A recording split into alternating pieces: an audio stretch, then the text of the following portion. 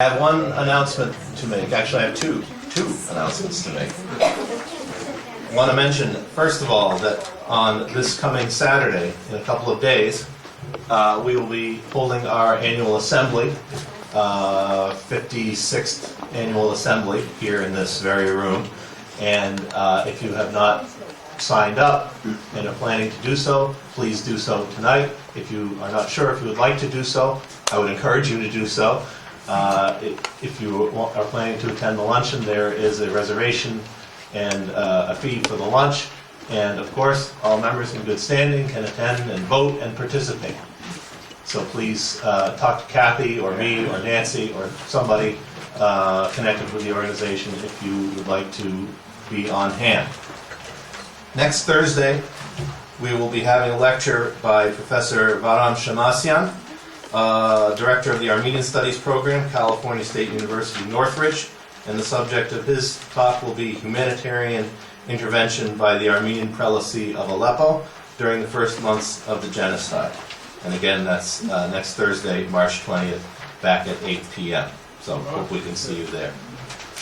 Pardon? May.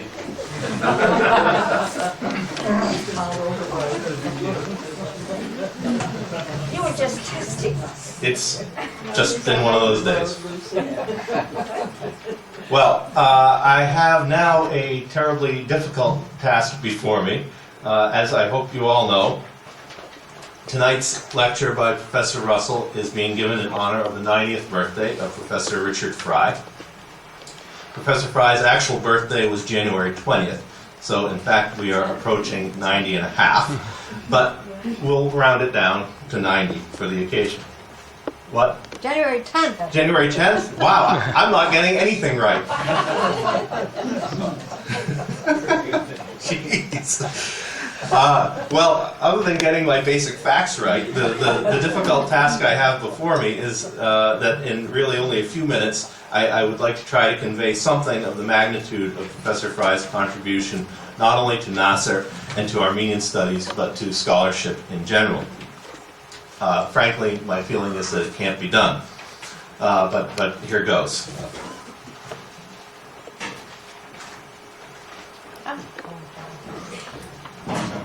Richard Fry was born in Birmingham, Alabama, but grew up mainly in Champaign, Illinois. He has written that his interest in Oriental history began when he was in high school and read the book Tamerlane, the Earthshaker. And he writes that in the summer of 1928, I went to the unique Near Eastern summer school at Princeton University, and there began my life's career. And it has been quite a career. Fortunately, I don't have to recite it all for you, because fortunately, Professor Fry has written a most lively and informative memoir entitled Greater Iran, a 20th Century Odyssey. Unfortunately, this is the only copy we have left in stock at present, and we can't replenish our supply at the moment because the book is in the process of being reprinted. But it will be reprinted Paper edition. in a paperback edition with corrections and so forth, and it should be out within a few months? Fall. It's a really good read. I can pretty much guarantee you will learn a lot and be entertained while you're reading it. I should leave it to others who are better qualified to assess the profound impact Professor Fry has had on Middle Eastern studies in general, and Iranian studies more specifically. I'll give just one small anecdote. Last year, there was visiting here in the Boston area a young scholar named Dr. Kachi Gevorkian from Yerevan State University. He was visiting at Harvard through the kind intervention of Professor Russell. Dr. Gevorkian is in Iranian studies at Yerevan State University, and pretty much from the time I met him, all he could talk about was that I had to help him meet Professor Fry, who was basically a legendary figure to him. And he did. He did meet Professor Fry at an event here at NAASR, and he was not at all disappointed. Professor Fry is the Aga Khan Professor Emeritus of Iranian at Harvard. He is one of the founders of Middle Eastern Studies in the U.S. He's called the Dean of World Iranists, or Iranists. He was also, of course, a catalyst for the growth of Armenian studies in America. His voluminous publications include The Heritage of Persia, The Golden Age of Persia, and the aforementioned memoir, among many other works. Professor Fry inspired the men and women who established NAASR, and he was instrumental in the creation of the first endowed chair in Armenian studies in the United States at Harvard. He's a founding member of NAASR, a former board member, and still the long-serving chairman of NAASR's Academic Advisory Committee. So it is about Professor Fry's impact on NAASR and on Armenian studies that I wish to dwell for a moment. Many people made NAASR and created a space in this country for Armenian studies to grow. But based on my reading and research on the subject, it seems fair to say that no single person had as catalyzing an effect as Professor Fry did. Even before there was a NAASR, Professor Fry was an advocate for establishing programs in Armenian studies at top universities and urging, as he still does today, Armenians to emerge from their ghetto and take their rightful place among the civilizations of the world. Rather than summarize Professor Fry, I would like to play you a 2-minute clip of him from 49 years ago. Wow, I have to look at them all. Cross your fingers. Wow, I'm still alive.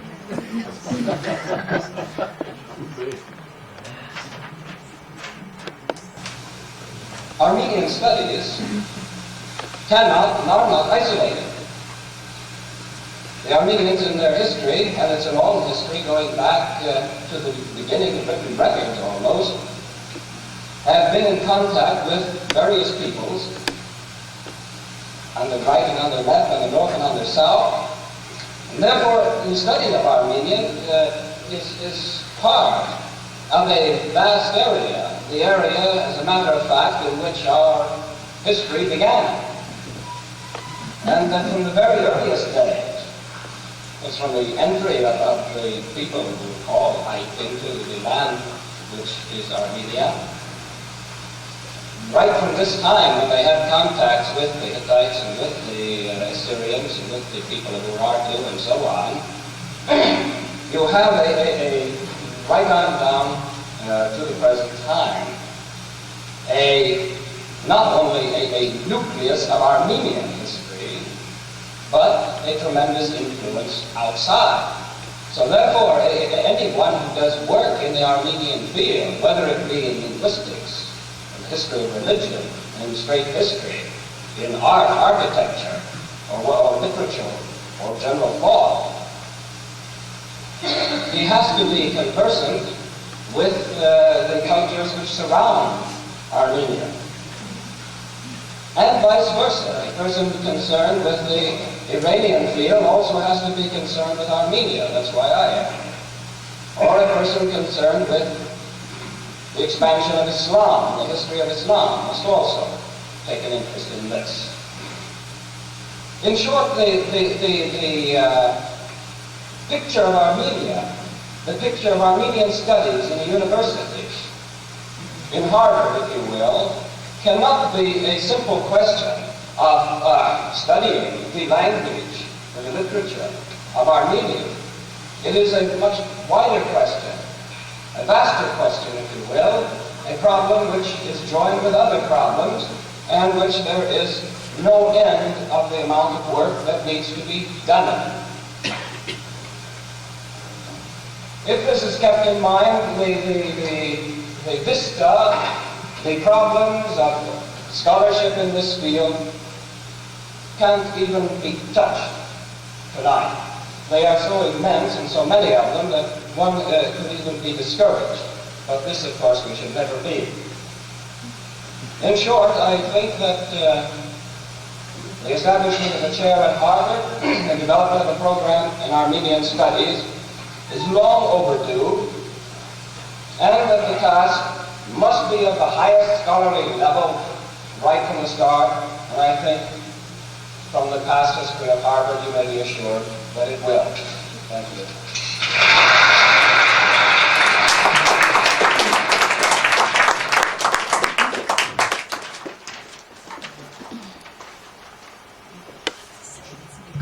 pretty good.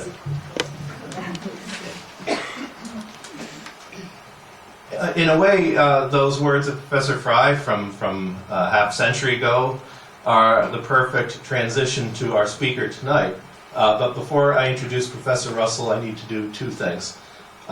First, I want to read a message from our Chairman Emeritus, Manuk Young, who I know desperately wanted to be here tonight, but he's had various ailments recently which have laid him a bit low, and he writes, "Dear Dick, it's with great regret and disappointment that I cannot be present tonight. You have my thanks and appreciation for your inspiration, advice, and work done on behalf of NAASR, the Armenian community, Harvard University, and history. We are all indebted to you. Best regards, good health to you and Eden from Barbara and me, Manu." And indeed, we are all, I mean, there's not much to add to that. We are all indebted. We probably wouldn't be here tonight. We might be doing something else, but it's safe to say we wouldn't be here. The second bit of business is I would like to ask our current chairman, Nancy Clegion, to come up for a few words as well. Nancy? Thank you. Good evening, everyone. It's a pleasure to be here, and I'm particularly pleased to be here in the presence of such a giant, Professor Fry, Eden, and of course, James Russell. So it's a wonderful group here. I won't take up much of your time, but I do want to make an important announcement. We are thrilled that at Harvard, a scholarship has been set up, the Richard N. Fry Lecture Fund. And the board has voted unanimously to make a donation from NAASR of $2,500 to the fund, and we're thrilled to be able to do that. So it is with our gratitude to you, Professor Fry, for all that you have done for Armenian studies and for NAASR, that we salute you tonight. And what fitting evening here to have Professor Russell speak to you. And Mark, you spoke beautifully, by the way. Thank you very much. And thank you all for being here. What would I do without him? Please, at the end, as in true Armenian and Middle Eastern customs, at the end of the lecture there will be refreshments, but there will be a particularly nice tribute to Dr. Fry, as well a very nice 90th birthday cake.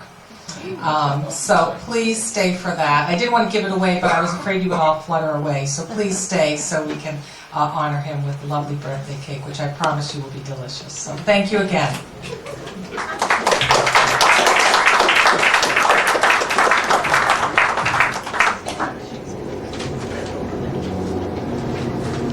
Professor Fry connects us all here tonight with the birth of Armenian studies in this country, essentially. He was a student of Professor Blake at Harvard, one of the true pioneers of the field, and Professor Fry, too, has been a maker of this field.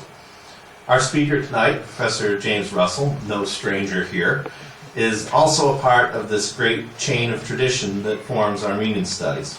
A couple of years ago, he gave a talk here in memory of Professor Roman Jakobson, also a NAASR founder and a figure as immense in the field of Slavic studies as Fry is in the realm of Iranian studies. And not only because he holds the chair at Harvard, that these men, Fry, Jakobson, Manuk Young, and people who are in this room tonight helped create, but Professor Russell is a part of, he's a continuator, if that's a word, and a contributor to this rich field to which he's added so much through his prolific and erudite work.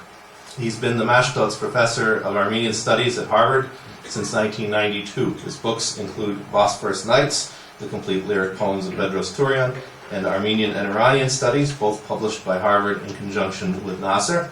Zoroastrianism in Armenia, also a joint Harvard-NAASR undertaking published in the Harvard-Iranian Studies series, of which Professor Fry was the editor, as well as the Book of Flowers, an Armenian epic, The Heroes of Kasht, and Ovanas Tukaransi and the medieval Armenian lyric tradition. His lecture tonight is most aptly titled Magic from Greater Iran, the Parthian-Armenian-Russian Triangle. Professor Russell.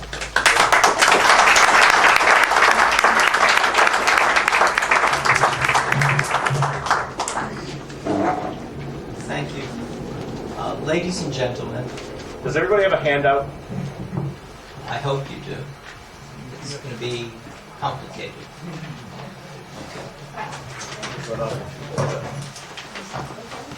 You won't need them just yet, so I'll begin. Academics are terrible meddlers. On an undated Easter, in a German university town, sometime at the end of the Middle Ages, a certain Dr. Faustus, whose prototype was actually a magician named Cyprian in Antioch, the story of whose conversion to Christianity is the focal point of the Armenian prayer book Kyprianos, but that's another story, sat down to improve upon the Gospel of John in German. And some years later, a Yiddish edition of Shakespeare was to advertise itself as Vertauscht und verbessert, translated and improved upon. But that's also another story. In the beginning was the Word, which is how the Gospel of John actually does begin, seemed inadequate to him. And after some drafts, he came up with, in the beginning was the deed, Tat in German deed, and Kraft, power, same as the English word craft, were enticing to a man whose stock in trade was the seemingly impotent medium of speech. This is something true of all academics. Mephistopheles, the devil, appeared soon after to facilitate Faust's adventures in the world of doing rather than talking. But in fact, it is through the magic of the word, that of the creative artist Goethe in this case, that one can enter into the phantasmagorical landscapes and passions of Faust. Magic is an act, and what witches do is called a craft, that is, power, an intensified form of action. And poetic creation is a magical craft. We even have the words of William Blake for this. He says once, "Word is act. Christ's actions were nothing to Caesar's, if this is not so." So today I would like to consider a cluster of words for magic and enchantment that have different roots in Indo-European, appear in Iranian, Armenian, and Slavic, but that come more or less fortuitously in the Middle Iranian period, that is around the time of the Arsacid dynasty in Armenia, and somewhat later in the Slavic world, to sound the same, and perhaps came to be associated with each other once they did. And they found employment in the poetic arts, in particular of Armenia and Russia. Through the analysis of poems by the 10th century Saint Gregory of Narek, Grigor Naregatsi, and the 20th century Russian poets Osip Mandelstam, Vladimir Khlyebnikov, and Vladimir Nabokov, utilizing these terms of magic, we can explore how poets actually do work enchantment with their words and what the nature of their gift is.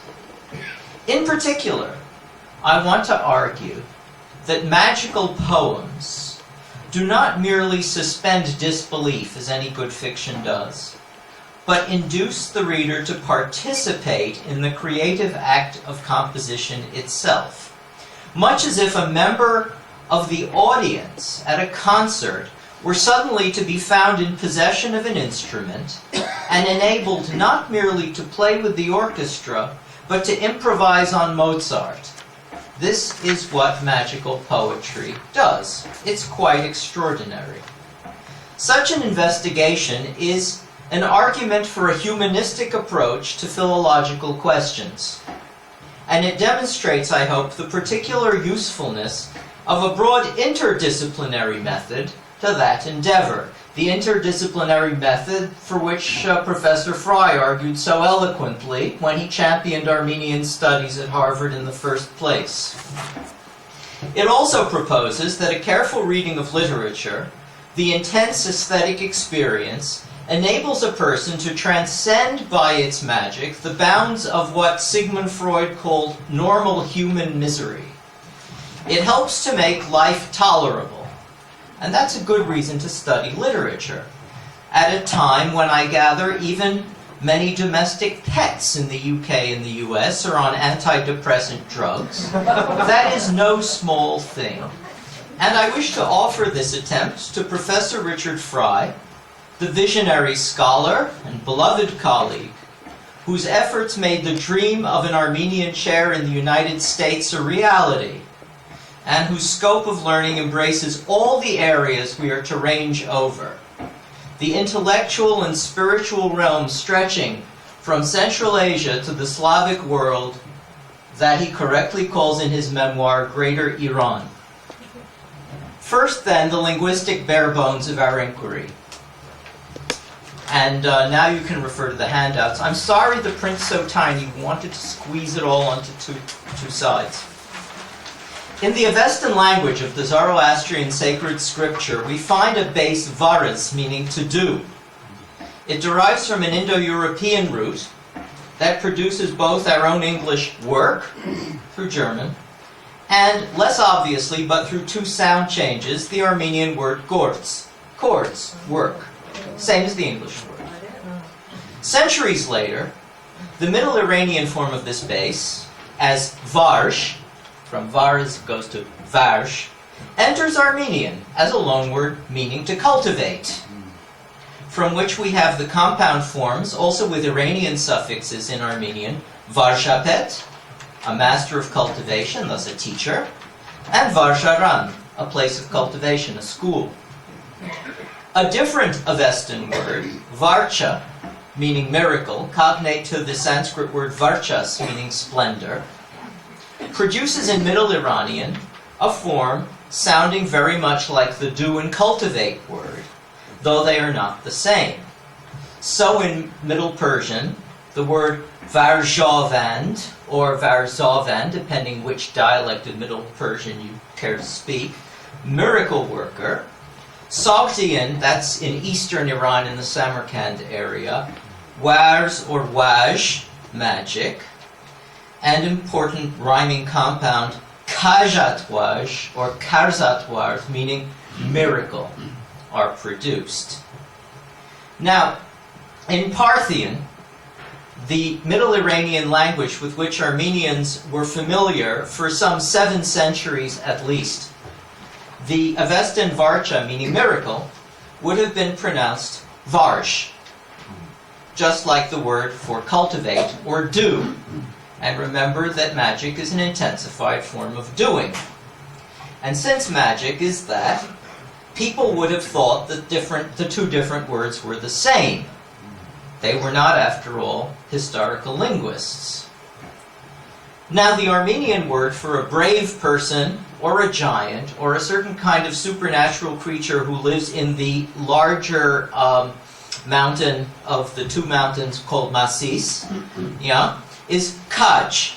This is also an Iranian word, kindred to the first element of the Sogdian compound I mentioned, kajatwaj.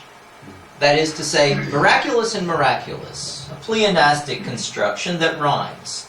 So we will look at an Armenian compound that is very similar, that is found only once in Armenian, and attempt to understand it, comparing it to this Eastern Iranian term.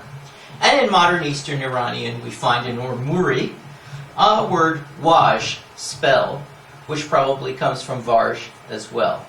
Urmuri is spoken in a part of the world we don't hear anything about nowadays called Afghanistan.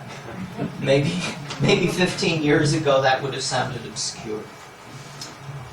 Now then, just in case this isn't complicated enough, we get another Indo-European base, Querg, more or less is how it was pronounced, with something called a laryngeal at the front, meaning to force or harm.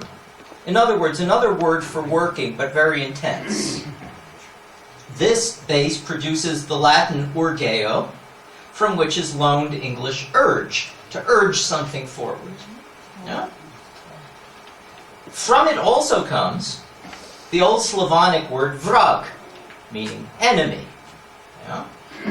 Old Russian vorog, Russian stretches these things, and in adjectival or compound formations, the G of the Russian becomes a zh, So vrajeski, hostile, yeah? But also vraja, divination. Vrajiti in Old Slavonic, to harm by magic. And then with Russian, which stretches these things out, vrajit, zavarajivat, to enchant. Yeah? And a noun, vrajba, magic. Now please note that these all sound like the Iranian words that we've just considered, even though they're not. This same Indo-European root produces Sanskrit vrajati, and through an unattested Middle Iranian form, which I would derive perhaps from an Old Iranian vrajaya, one might then explain as alone the otherwise unexplained Armenian word vrej, meaning vengeance, a common proper name nowadays. Yeah. Vrej. Yeah. It would come from here. In other words, to do some kind of, in this case, reciprocal harm. Yeah?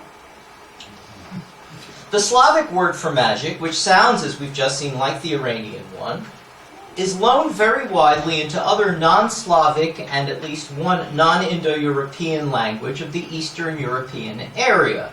So in Romanian, for example, the word for magic or witchcraft is vraja, yeah, and a witch is vrăjitor, with the typical Romance ending that we get in all Romance languages. And Hungarian voraj, sorcery. Now, given the enormous influence of Iranian culture and religion on the early Slavs, one recalls that Russian Bog, God, is itself a loan from Iranian, and that Zoroastrianism has given us the word for magic in the first place. The Greeks simply called the Iranian religion the Magike religion, the religion of the Magi. Yeah? It's possible, though by no means necessary, that the Slavic vraj, to harm or enchant or to work magic, was associated with a homonymous loan varj miracle from Iranian. This fusion, happening at some point in the Old Slavonic period, would have intensified the semantic power and range of the existing term. One notes, however, that the position of the vowel in this root is different. And this leads us to yet another word, again of different origin, and again related in meaning and usage. Who does magic in the Slavonic world? Vorozhba, magic, is the domain of the homonymous volshebnik, an enchanter or a wizard. Volshebnik. The medieval writers, who were no more historical linguists than people of the Arsacidia and the Transcaucasus, historical linguistics is a recent thing, I'm not sure for the better, probably saw the two latter words as related in origin since they sounded so much alike and meant exactly the same thing, even though they don't come from the same source. Volshebnik, with its spirantized labial, vowel, liquid consonant, and fricative so temptingly like varj and close enough to vraj, comes from a completely unrelated word, volch, meaning a magician. And the latter word is related in Slavic tradition, though not in linguistics, to the wolf, volk. What is a volshebnik? Somebody who can change himself into a wolf. We all know this. We've all seen the movies. Yeah? And an evil werewolf being, just to make it a little more complicated still, of Nordic mythology, the warg, whom we've seen in Tolkien's Lord of the Rings. The orcs ride wargs. I assume everyone's seen, betraying my vulgar popular culture here. Anyway, the warg has its origin in the same root as Slavic vrag and vrajit. Yeah? An evil wolf being. So, the volshebnik, the wizard, and his vorozhba, his magic, are different wolves, but they're traveling in the same pack. Okay? So now we have a cluster of words for magic and for magicians, and I want to follow it through several texts. The first text is on the handouts, with the classical Armenian transcribed according to the Hupschmann-Meillet system, which is why it looks strange, and then the English rendering. It is Grigor Narigatsi's Dach Tzanantyan, Song of the Nativity. The Dach is a concise lyric, something like a folk song, favoring the use of words of few syllables and of short phrases, where a word at the end of one line is often repeated and then elaborated. The longer and more discursive type of liturgical song, called the Gans, literally a treasure. This is, by the way, an Iranian loan, like for Ganj in Persian. I'm emphasizing this because of the kinship of the cultures of this region. Is often appended directly to the Dach. But the Dach is the form in which Narigatsi was able to demonstrate his lightness, his visionary creativity. He creates new words throughout his Dachs that are not attested anywhere else in Armenian, before or since, and verbal magic. And the very first line contains this mystery root I've been talking about. The word sharshvar sheni, found nowhere else in Armenian, which, as I've noted, is like in its structure and possibly in its meaning, like the Sogdian kajvarsh, magical. And in fact, as you see, it is in apposition to a word which does mean marvelous or wondrous, zarmanali. So yer zarmanali, wonderful, surprising, magical song. Yer sharj varsheni. Yeah? Now, sharjel means to move. Varjel means to cultivate. So I've said song, moving, and forming. Yeah? But it might be more complicated than that, and we'll look at it presently. I'm going to read the Armenian text, and you can follow the English. Yer zarmanali, yer sharjvar sheni, Techi yecher parekertin, chorhurt hameram, zart yeramitz, zart. Noch, inoch, her isapor, yecheknak tunguin, matnorinoren, nështaren ira. Hunitz, nërpenitz, kitsi mikitz kamash, nechem te nechem michore isham. Achken, dzov, itzov, Ձիձաղախիդ, ձավալանայր հարավոդուն, երգու պայլակաձև արեկական նման, շողնի շմատեն իչյալ հարավոտելուս։ Հայթեն նրնենի սարտիատում կեղաշիտակ ծայրից ծաղկանց, որոսյուննի սրտին, նուս խայորեն կարկաջահոս, սատ պերունի սեր։ Ձրացն եղիշո գամարաձև գավեր, ատիճաղ պատիճաղ, Ստխի, խտխի հուրն, հոսեր զելևյալսն ընտմիմյանս հանդարտիկ խաղայր տեքնիտիկին ջեմ, բերանն երկթերտ, վարդնի շրտանց կատեր, լեզվին շարժողին կաղսրեր կանայր թավիղ, իծամին խեղեպին հազրե, զինույն հեր հոգիազգեստյալ գեղնիկին վույնկույն, վարսիցն երամից զարդ, Volor senarial, yerahusakn bolorial zaytuk. Dzotsen lusapal, garmir vartov lutsial, tzechiken zirani, manushaki huik, chungialiken trukepur var, herov astvadzainov, zain kachtzranavag, vorinamane huncher, geretzik patner chanav, zartarialer. Igabudo, idzirano, ipehezo, ihordane voske shocher kun.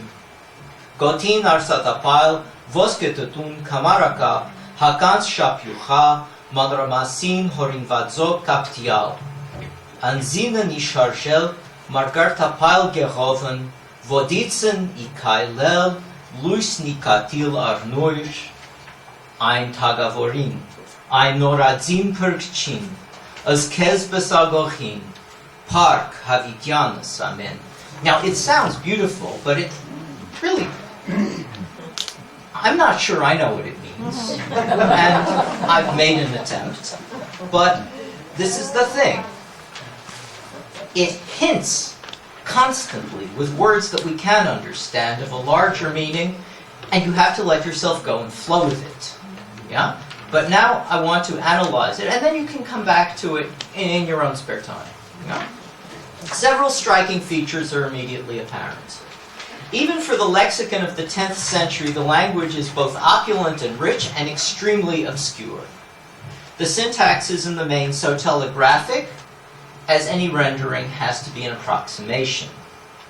Several words, such as nechem, again appearing only here, possibly from Arabic najm, meaning a star, are vernacular.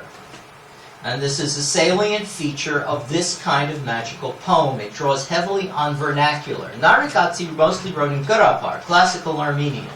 Yeah? But here, where he strives for certain kinds of effects, he draws from the vocabulary of the everyday speech of the Van region where he lived. Yeah? Now, Armenian, like Russian, and unlike English, is very long in polysyllabic forms. Yeah? Armenian words are on the average twice as long as English words. Yeah? If you don't believe me, what is the Armenian word for macaroni? Of course everyone says macaroni, but it's yergana glorach moradzav. Yeah? Which no one says, but it's a good example to pull out to prove the point. Alright. Anyway, yet of the 183 words of this text, fully a third are monosyllables, words of one syllable. Yeah? That's 60. Even if you subtract common prepositions of classical Armenian like I or und from the count, we still find a sufficient number of unusual examples. Noch, that's in ordinary Armenian nochi, meaning a cypress tree. It's a loan from Iranian. It's one of the names of Siavash in the Shahnameh. Huran, Rah, another loan from Iranian meaning a path. The usual word is jampa. Yeah? Rah is used only nowadays in the Armenian compound Rah Viran, meaning a guide. Yeah? Chem. Chem is never used by itself, but Chemel means to walk. So we have Chemaran, yeah, an academy, which is also a loan from Iranian. Yeah? We find a sufficient number that a stylistic purpose in using them seems to be indisputable, and we have to figure out what it is. These words endow the poem, I think, with a kind of brisk lightness, but punctuated also with staccato bursts of sound. Short words of concentrated sound power meant to disrupt the normal consciousness of the listener. There's a word for this, it's called mantra in Sanskrit. These are essentially mantric usages. What's a mantra? It's a word whose sound is as powerful as its overt meaning. Like in Om, yeah, you've heard that one, yes? Om in India, which is the seed syllable of creation. Hum, which is the end of the universe. So hum. All of these draw upon breath. Yeah? All of them are intended to work physically on the person using them, and also on his listener. Okay? So St. Gregory uses these monosyllabic words, I suggest, to disrupt the ordinary consciousness of the listener. He also likes rhyming figures, figures that enchant. For example, once he tried to express what an angel sounds like when it's flying past, and he says it's teva troha tev, wing beating upon wing. Yeah? And notice also that it balances, it rhymes, yes? So that you can appreciate it on several different levels. Its meaning, its symmetry, yeah, together, and of course, the fact of its newness. Again, the word is never used anywhere else. Or here he uses, probably from dialect, atichach, patichach, sitchi, chitchi, to evoke the Virgin's movements as she cradles the infant Christ. These are all about the movements of the Virgin on the day when Christ was born, and also a description of her body. So, the word sharshvarshani in the first line, a word Narigatsi coined, deserves our attention. It alerts the attentive reader to a dominant pattern of two-part rhythm and thematic duality, and the song describes in multiple and coincident cadences of imagery the body of the Virgin Mary. Her eyes are two C's, her lips, two petals, her tresses parted, her limbs, twin cypress trees. This is an image drawn directly from Iranian lyric poetry. But the allegorical physical descriptions that travel down her body evoke also the mystery of the incarnation. The one God becoming man and still remaining one being. Her two brows link as one arch. Her body is a single tree trunk or a pillar, and her hair divides into 3 curls, like the Holy Trinity. Naragassi makes his images work with each other and build through alliterative and combinatory patterns. So, for instance, we have a line, Zeratzen Yerisho Gamaradzev Gabesh. She linked her soft arms in the shape of an arch. The syllable of the first, ze of the first word, hands, zerat, is echoed in the compound element zev, form, which divides an imagined compound, gamaragap. You have gamaradzev kaper, so gap is seen across this zev word. Yeah? And the word gamaragap will in fact also be used in the poem. So it anticipates it but divides it. Now, zev doesn't mean only shape. It also means to split in two. And this is exactly what the word is doing. In other words, it has 2 meanings and it splits apart an expected compound, creating a new pattern. And all of this happens very, very rapidly. Yeah? While at the same time, the whole phrase speaks about the oneness of the Virgin, how her 2 eyebrows, her 2 arms form a gamar, an arch, something linked, something put together. The word kamar is an Iranian word originally meaning a belt, a girdle. Yeah? While it still calls attention to her 2 separate hands. Implied also is another level of meaning too. You have to imagine several things while the poem is going on. The arch of a church, because gamar is also an arch, an archway. Armenian churches are constructed on the basis of 4 arches that form a cruciform pattern. So, where do we find the development of this architectural sense of the image? Immediately thereafter. St. Gregory describes the light of the Virgin's eyes as a ray of light which descends in the morning through something called a shamat. Shamat is a very old, very obscure Armenian word meaning a window high up in the dome of a church. So that during the morning, the light falls through this window onto the surpseran, onto the altar. See? And so her eyes are like the ray of sun coming through a window and striking the inside of a church. So, amongst other things, you notice that we're moving from the Nativity, round about the year 3 BC, to the monk's chapel on the shore of Lake Van a millennium later, obliterating all time except the fact of the morning light itself. You see? Her eyes anticipate the light that will be coming in through the window of a church a millennium later, hundreds of miles away. Much in the same way that Mark said that we would be having an event in March next week. Yes? If we obliterate time, this is something poems are capable of doing. And this latter image follows the famous couplet, Achken zovidzov tzitzavachid zavalanayr haravodun yergu pailagadzev aregagan neman. Eyes, see and to see, dense with laughter, were dilating in the dawn like 2 lightning-formed orbs of the sun. The sheer power of alliteration and rhythm forces together here, in harmony, images that are in nature unrelated and even irreconcilable. Seawater and sun flare. Laughter, which comes from the mouth, and the eyes. But they make artistic sense. The sun shines on the waves.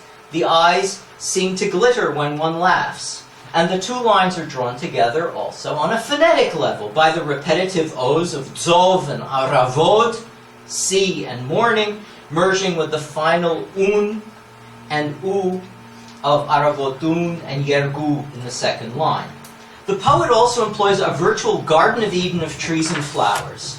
And with his mention of the pomegranate, the fruit of immortality, nurneni, which is very important in Armenian imagery, comes the line, Vorosyunni sertinus chayoren gargajahos satberuni ser, whose column in the heart is like sap-bearing love, bubbling as it flows.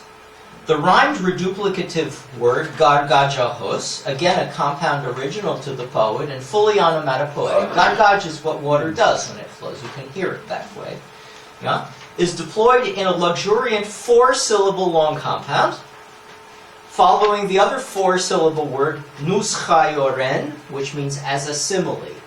As one thing compared to another, it's a 10th century term, to introduce another 4-syllable word. So we've slowed down the speed of the poem to 4-syllable words, you notice, in order to introduce this one, sat beruni, which is again found nowhere else, which comes from two forms. Sat, which means sap, and beruni, bearing, carrying, which is what the trunk does with the sap of a tree. So the latter epithet, sap bearing, precedes the word ser, meaning love. That follows it directly. And you'll notice it also encodes it. This is very important. This is something poems can do. The word sat beruni, you notice, has an S and then er. So the word ser is encoded into it and then follows it. So it's one thing to compare love to the sap that gives life to a tree. It's another thing to have the word love actually within the other word. You see? They become one through this use. Yeah? And in fact, ser to sat, love to sap, is indeed a nuskha, a simile, just as he said it would be. Now the brief monosyllable ser that he uses is also the principal Christian virtue. So its mantric and phonetic power brings one up short as in a spell, but it's a good kind of spell. The word ser, yeah, which stops you after these long, long compound words. And meanwhile, the poet has made us see the Virgin Mary as a tree bearing immortal fruit, whose red sap, like blood, flows like a burbling mountain stream, bringing her heart to bursting with love, an intricate cascade made visually possible through the manipulations of his verbal magic.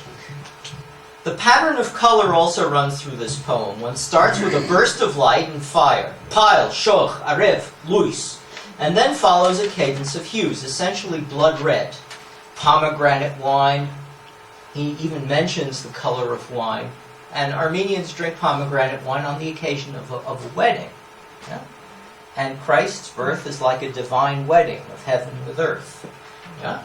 So this red then merges with purple in Armenian zirani, which is the color of royalty, but also the color of the sea in ancient Armenian verse. Yes?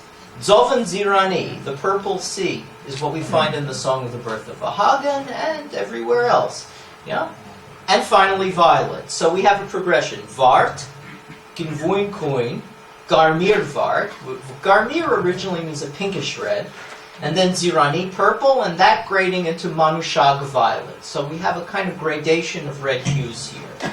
Then he mentions divine fire, hurastvatsayin. A spectrum bursts, moving to precious metals and gems, incarnations of both color and light. So we have, and I have this on the handouts, the progression. Hurastvatsayin. Then in the next line, kapuit zirani hordan. Hordan is the red that's expressed from a particular worm used to make dye, the hordan garmir. And then artzat voski shapyuch margarit. Margarit is the final element of the series. Now note that the final color, margarit, pearl, is the pearl of great price of Scripture. Its color is the white of purity.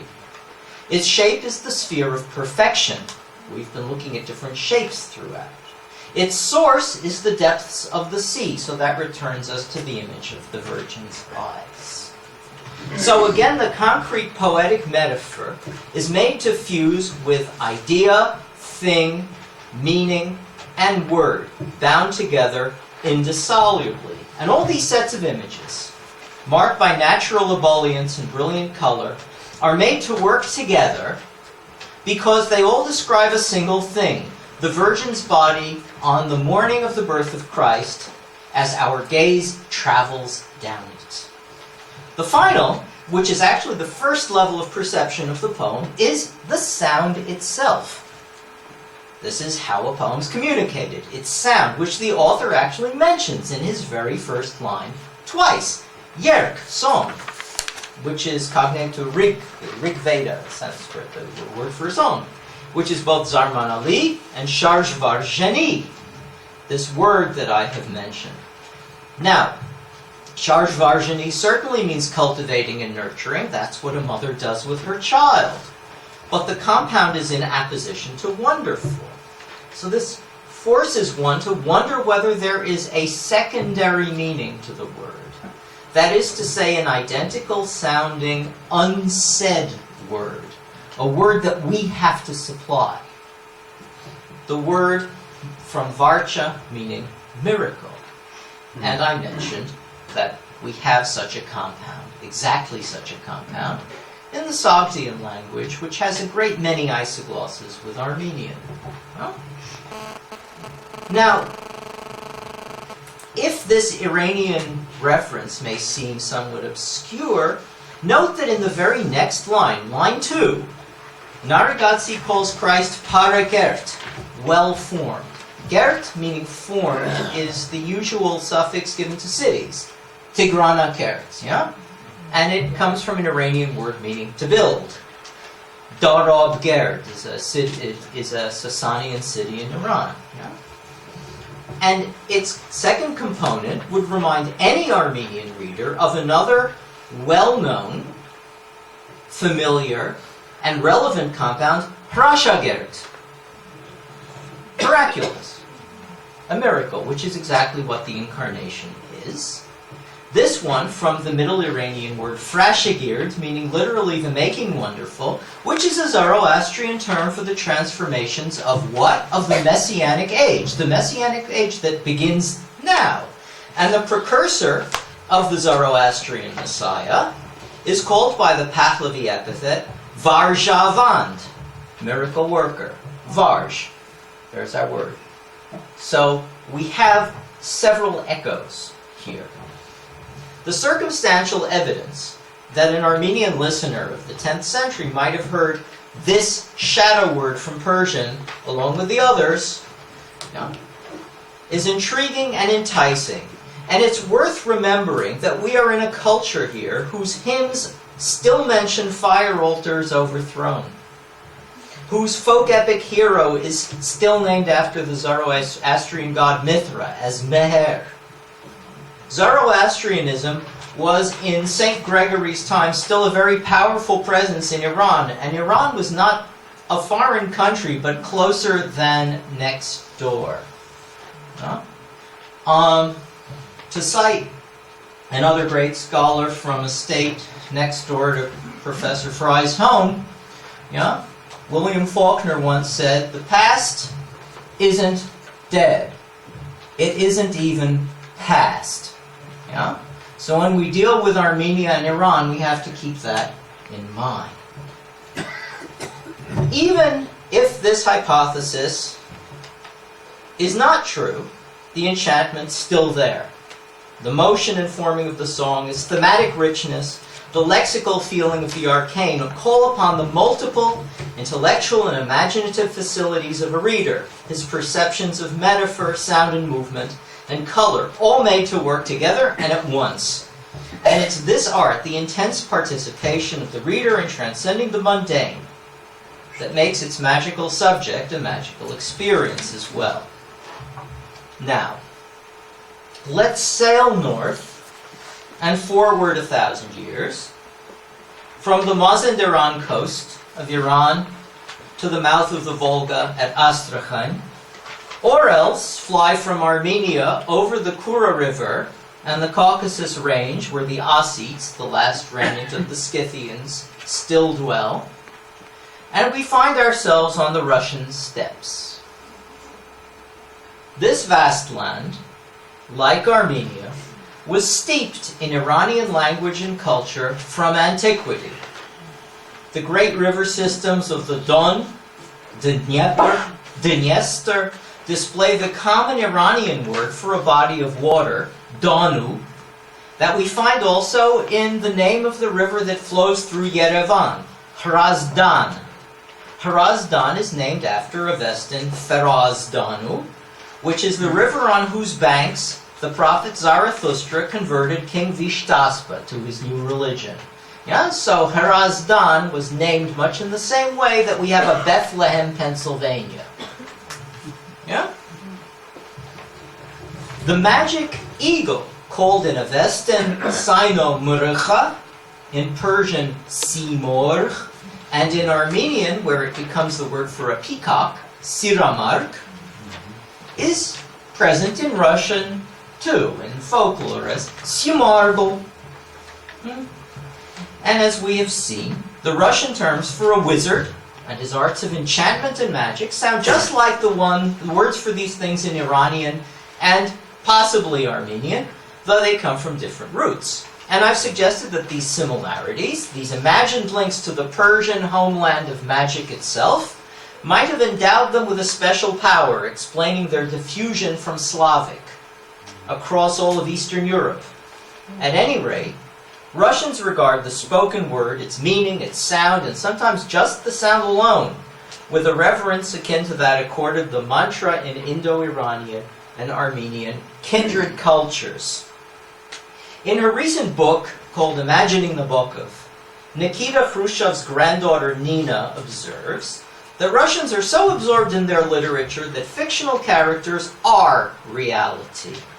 That Eastern Orthodox Christian culture embraces enchantment in a way that the rationalistic West tends not to do, at least not in higher literature. The word has the power of truth. It has God behind it and in it. Now, we've seen this in St. John. In his poem of 1826 called The Prophet, Prorok. By the way, the Armenian word for prophet, Margare, comes from an Iranian term meaning mantrakarya, meaning a maker of mantras. And we have exactly the same word, Margare, in Sogdian, for a magician. Yeah? So the word is magic, the word coming from God. It fits completely. But anyway, Charentz translated Prorok into Armenian, by the way, and calls it Margare. He translated it 3 different times. In Prorok, Alexander Pushkin, drawing upon the visions of the prophets Isaiah and Ezekiel, imagines himself dismembered and resurrected by a fiery angel who at the end commands, «Vastань, proroki, vizhti v nemoli исполнись волею моей, обходя моря и земли глаголом жги сердца людей». Yeah? Arise, prophet, behold, attend, be filled with my will to the brim, and traversing seas and lands, with the word set fire to the hearts of men. Pushkin here uses a marked Old Slavonic term for the word, glagol, but the modern Slova carries just as much weight. In a short story, based on a dream vision, with the latter word, Slova, the word, as its title, Vladimir Nabokov has a narrator who is swept out of the valley night by an oniric wind and finds himself in the landscape of heaven, where he begs a compassionate angel to help Russia in its troubles. And he's given a word, he says, whose fragrance and melody spread through my veins, rose like a sun within my brain. Fragrance, melody, a sun, we've seen all this before.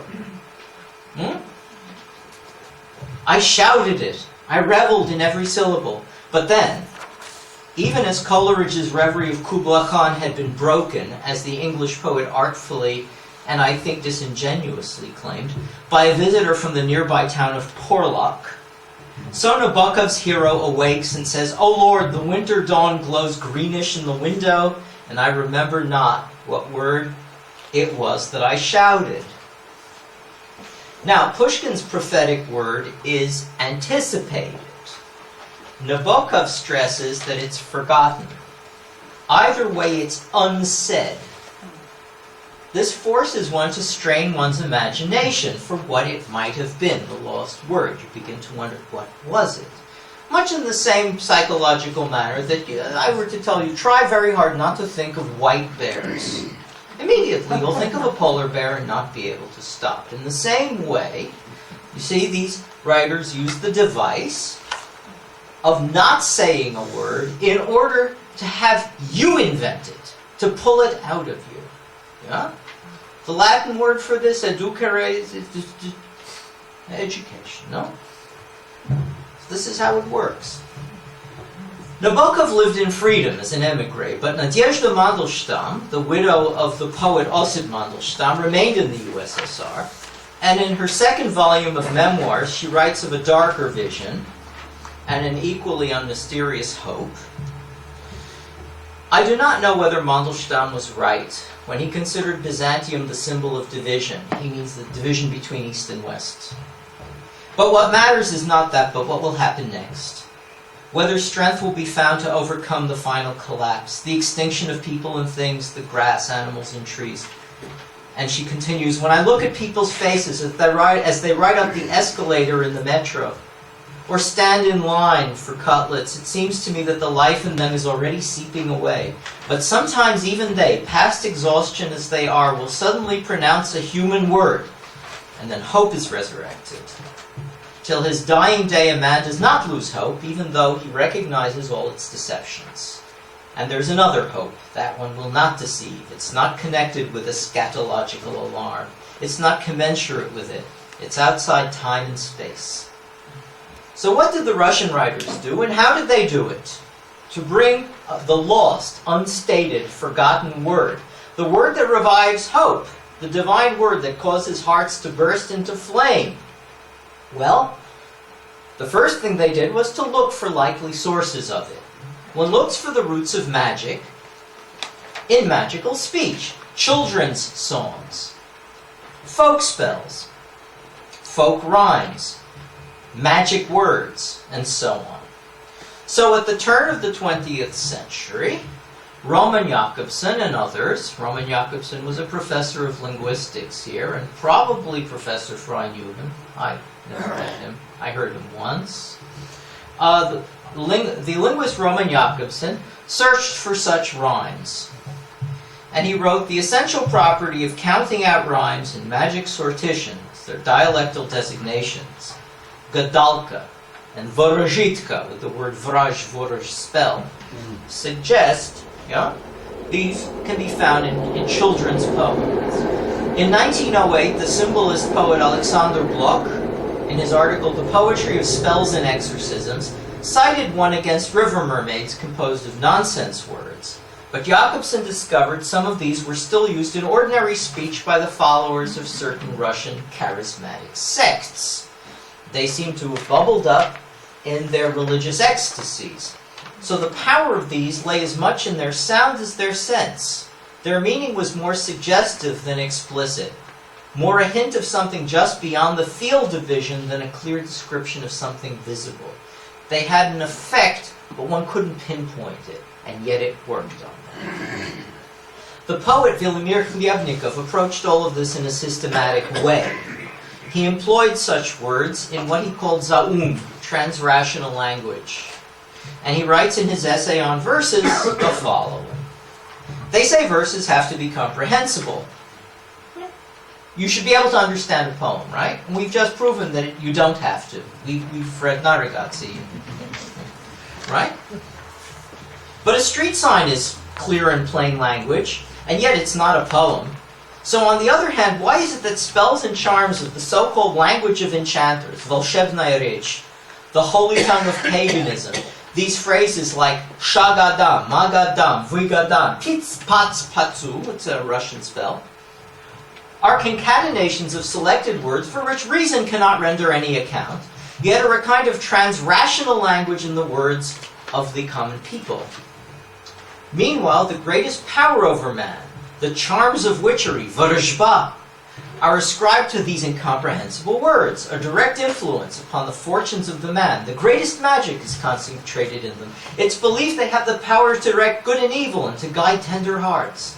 The prayers of many nations are written in a language incomprehensible to the worshipper, Khlyebnikov observes. Does an Indian understand the Vedas? Does a Russian understand Old Slavonic or a Czech or a Pole Latin? Yet a prayer composed in Latin acts no less strongly than that tradesman's shop sign advertising wares for sale. So the language of enchantment, the volshebnaya reč of spells and charms, does not need everyday sense as its arbiter. So Russian poets associated consciously their art with the magic of the wizard, the vorozhba of the volshebnik. And well, they would.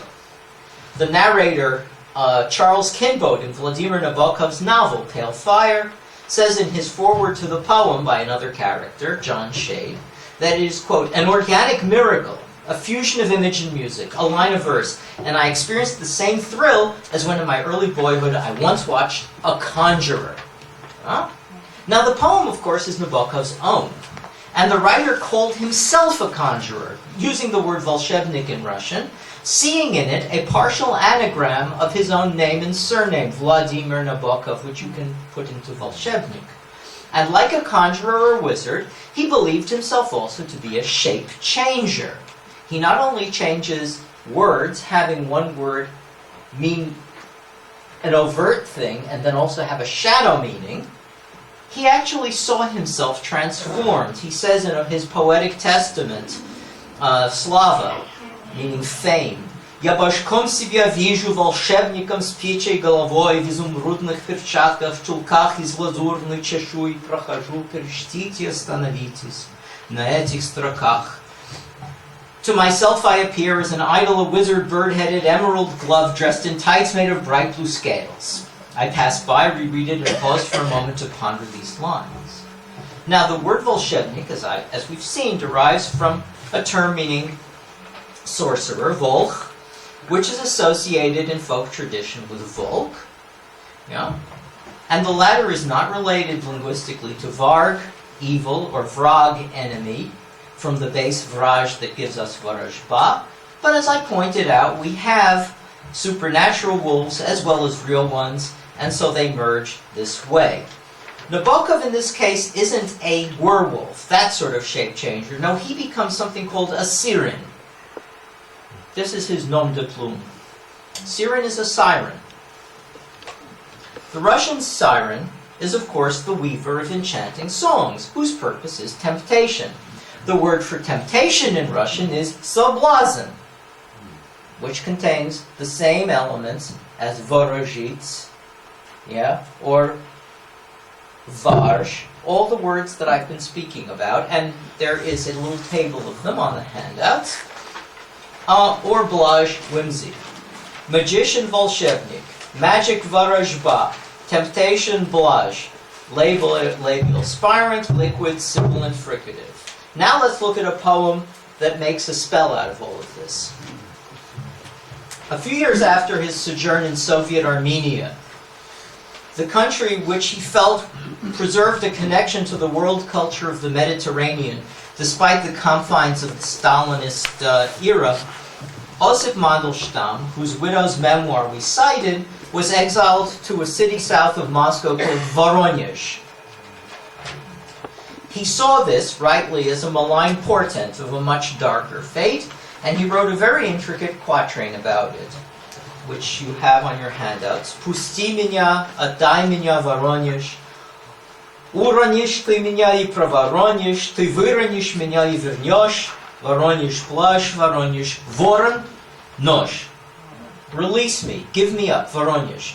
Will you drop me or just miss your chance? Will you throw me away or return me? Voronezh is whimsy. Voronezh is a raven and a knife. The first aspect one notices is the poem's severely classical meter. Iambic tetrameter with a missing accent on the ictus. This is the syllable capable of stress in the third foot. There will be a test on all of this. This is statistically the commonest variation of meter in Pushkin's work. So the point is that that Mandelstam is using Pushkin's meters, but he's writing a folk spell. Now this familiar rhythm supports a complex pattern of sound, again which you see on your handouts. Voronezh, the name of the city, repeated 3 times. Uranish, pravoronish, vyronish. A verb with the base uron, meaning to drop, and 3 different preverbs 3 times. Vernyosh, a literal turning point. meaning to return. This is a verb with the final syllable prefiguring noj at the end, but it's a perfect transition. Much in the way that Narigatsi, you noticed, used gamara, dzev, dzev, yeah? Same kind of strategy. Voronezh and then Blash, extracted from Voronezh, and then he divides the word, voron, raven, noj, knife. And a knife does that, it divides things, yes? And you'll notice also that at the very end, he uses 2 monosyllables. Remember how Narigatsi used monosyllables to punctuate what he was doing? So here we have blush, noj. Noj, the last word. Yeah? Now all of this, yeah, you see, corresponds perfectly to a typical folk spell. In a folk spell, just to make sure you cover all bases, and there are usually 3 bases if I'm not mistaken, I'm not a baseball fan, every word is repeated thrice. Yeah? So we have 3 main verbs, yeah? Voronezh 3 times, and at the end 3 nouns. Yeah? Now, and they all repeat this basic syllable, the magic syllable, va or ba, ra or la, sha or zha, that I've kept mentioning right throughout. Except in voron, the ill-omened black bird, the raven, the only living thing in the whole poem, and the only thing with a color and a sound of its own, black. We can see how Mandelstam deploys all of the strategies of lyric alliteration, stress pattern, wordplay, from magic spell all the way to Pushkinian rhyme. And the image of the raven comes from a register in between these 2 extremes, the folk song. Just as Narigatsi had recourse to the dialect of Van for his short lyric poetry with its spell-like form, so Mandelstam uses Russian conversational and folk verse here. And the song in question is simply this. I won't try to sing it, I'm straining your attention enough. But a Russian soldier dying on the field is known to sing these lines, whose anagramming and punning will not be very familiar. Chorny voron, что ты вьешься над моею головой? Ты добычи не добьешься, черный ворон, я не твой. Black raven, why do you hover over my head? You'll not attain your play. Black raven, I'm not yours. So throughout Mandelstam's poem, one hears, or better is forced to supply, thereby being drawn and changed into a poet oneself, the word that is not there, the taboo word that nearly all the others indicate, Slavonic vraj, Russian vorozh, magic. In other words, you read the poem and you have to finish it. You're presented with the instrument. If Narigatsi's Song of the Nativity is about the magic of divine birth, with movement and conjuring, all leading to light, from the red of fire to pure pearly white of promise, then Mandelstam's poem is exactly the reverse. It's magic all to do with expulsion, division, culminating in black and doom, but their poetic strategies belong to kindred and immemorial forms of composition. They belong to the same cultural area. They draw upon the same linguistic material. Part of the power of Mandelstam's poem, as we see here, inheres in what he does not say, but educes from the reader, who thereby is drawn into participating in the act. And there are several places where Vladimir Nabokov does this too. In his first English novel, The Real Life of Sebastian Knight, the narrator is a Russian emigre, trying to write a biography of his dead half-brother, whom he did not know well, and who wrote, what else, in English. He finds little material, but messages from the mysterious Sebastian in the other world begin to arrive to reassure and even reshape the bereaved and bewildered narrator. One of these ghost interventions is a single line said to have been in Russian, mind you the book's in English, seen fleetingly as the blue scrap of paper on which it is written burns. Thy manner always to find. And this is, in fact, the style that the narrator gradually achieves of his dead brother. He's been given it from the other world. But it was supposed to be in Russian, so when I got my manner always defined, I recast it in Russian myself. Манеру твою всегда находить. So that's what I think Nabokov might have had in mind when he wrote the thing in English, because he says it was in Russian. So then the next thing you do is scan it. And it scans nicely, as an amphibracht with an iamb. Now, in his poem Fame that I mentioned earlier, Nabokov provides a verse with no words. Only sounds. That main secret. He had a kind of a French accent when he spoke. That main secret, tratata, tratata, trata, and I must not be over explicit, is how he read it. If the mystery words, tratata, tratata, trata, are read with the ones before them, we have a simple anapest, his favorite foot, his favorite form of meter. But if they're read independently, they yield two amphibrachs and an iamb, just like the retranslated Russian of Sebastian Knight. So the meter itself seems to be the ghost message. That is to say, the rhythm and sound are the message, like Shade's universe and Pale Fire scanning as an iambic line. One wanders into much denser thickets in Nabokov's unfinished and posthumously published novel, The Original of Laura, whose hero is methodically erasing himself from the feet up, something you can only really do in a book. He says of death, and we have a note card of the author's, with just this on it, 3 words, it's tempting emptiness. Depending on where you put the stress, 3 different meanings are possible. It's tempting emptiness, like, It's tempting emptiness as a possessive phrase. Death's tempting emptiness, or it's tempting emptiness. Compare the cliche, you're tempting fate. Watch it, fellow, you see? Nabokov had once replied to a query about his identity with a deft poetic permutation of a worn cliche.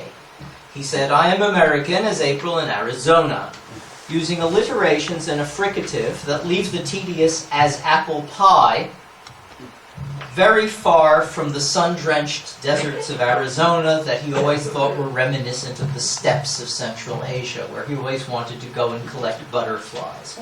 So Nabokov draws from the repertoire of common speech, just like Mandelstam did, transforms it into English, and makes it magical, unexpected, and new through his manipulation of image and sound, through the demands he makes on his good reader. So in a sort of a way, Greater Iran has made a nice leap to Cambridge, Massachusetts, where Nabokov lived for a good 7 years. And the rewards and charms, to conclude, of these magical operations of the word, with which all began, are the deeds of the heart and the mind, the inner delight of aesthetic perception.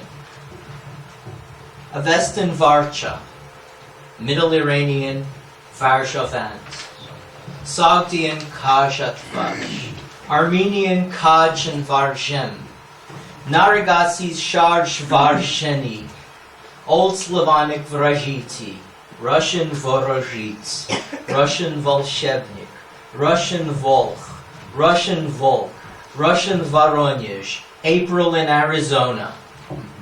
We've traveled a long way in pursuit of sounds that, unrelated, still echo each other, naming the technology of enchantment, the magic of the incantatory, the lyric poem. Words are implied, fleetingly seen at the edge of one's vision, heard and then lost in a dream, imagined from their sound beats, changing, splitting, dividing, echoing in a game that persistently leads beyond the mundane, yet a game based upon the most fundamentally human of attributes and gifts, the use of language, and a game in which both author and reader participate. That juncture of the present and the tangible, with the imagined in all of its elusive power pointing to another world.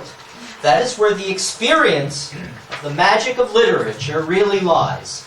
And also, how it is done.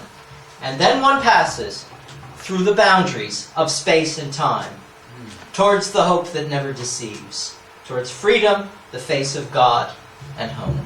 Thank you very much.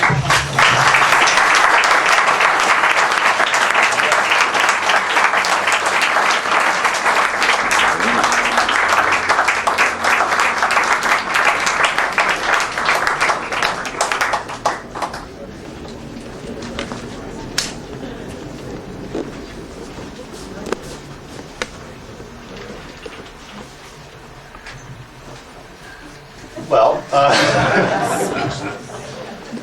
I wonder if it's possible to take just a couple questions and then progress to the cake phase of the evening. Yes? Yeah, sure. Okay. So, yes, Doug. Professor, what is your summary conclusion of the comparison of lecture? Sorry. Say again, sir. What is your summary, your summarizing conclusion of what you said? Oh, my conclusion is simply this, yeah? That words, language, yeah, are sometimes presented as overtly and simply the transmission of God's word, yeah? As in the Gospel of St. John, with which I began. Yeah? This requires a leap of faith. Yeah? You can, or can't, as you prefer, believe in the words of the Gospel as coming directly from God, or the words of the Quran as pronounced by God. Yeah? But there's also another level of verbal expression, which doesn't require an arbitrary act of faith or belief. And this is the poem or the literary work. The poem and the literary work are capable of working their magic, capable of transforming the consciousness of an individual without his or her making any statement of faith. And this has always been known. And scholars of language call this sometimes the technology of the word. That is to say, how do you use a word to affect psychologically an individual? What I've suggested is that there are various ways of doing this that are particularly potent when you deal with certain kinds of poetry, particularly religious poetry, and particularly religious poetry that overtly, that obviously, clearly, calls itself magical. The way I have tried to trace this through three cultures, all of which are related to each other, is through a word for magic. Yeah? A word which involves three consonants. V, R, J. Yeah? Which we find in Iranian, in Armenian, and in Slavic. And following that, I've tried to look at how the poets who encode such a word into their work also use very similar strategies to affect a listener. That is to say, to use conversational language, to use the language of childhood spells and rhymes, which are very deep within our subconscious. Yeah? To use different lengths of words in order to surprise or offset our understanding, our perception. Yeah? In Armenian, this requires a particular, and Russian too, a particular degree of skill because Armenian has so few words of one syllable. So when Narigatsi uses them, I think he's using them on purpose to affect his listener. Anyway, that's what I'm suggesting. Sort of. Is that more or less... I've been trying to say this, but... yeah. Anyway. Yeah. You did just say it. All right. Let's have cake, then. Stay put for a moment. Lecture. We thank you all for coming. Thank you to Professor Fry for everything he has done, and to Eden for being here as well. And I'm just trying to mark time while the cake, before the cake arrives.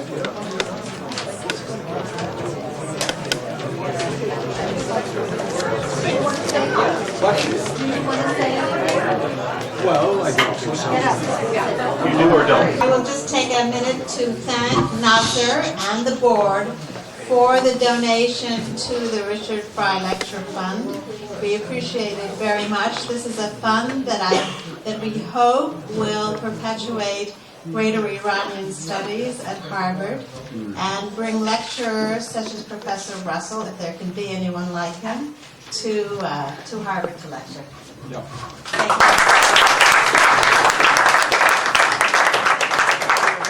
Thank you. You know the words. Happy birthday to you. Happy birthday to you.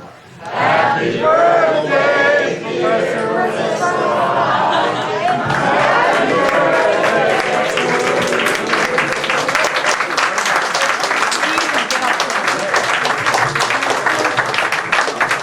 I want to express my deep feeling about what has happened in NAASR throughout all these years which we've developed.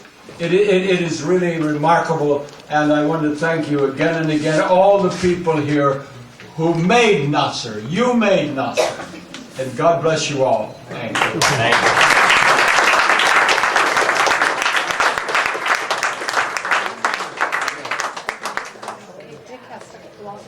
Yeah.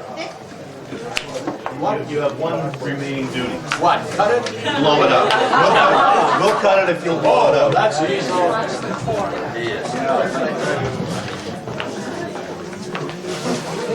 Simple. That door.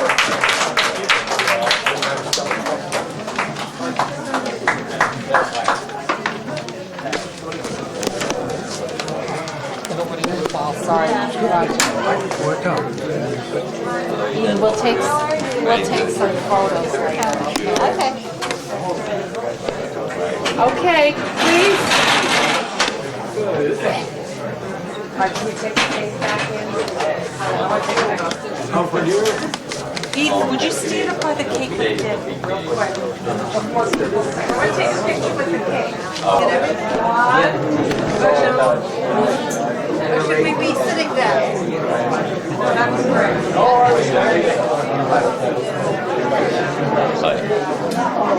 I don't know if you can get the cake out of the picture.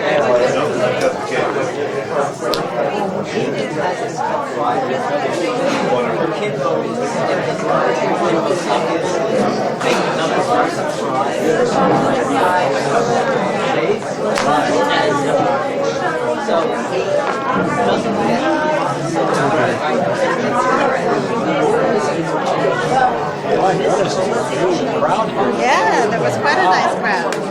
Congratulations. Quite a dog. Happy birthday. It's a little late, a few months late, but you know, we made it. Quite a group here, yeah. Hi, How are you?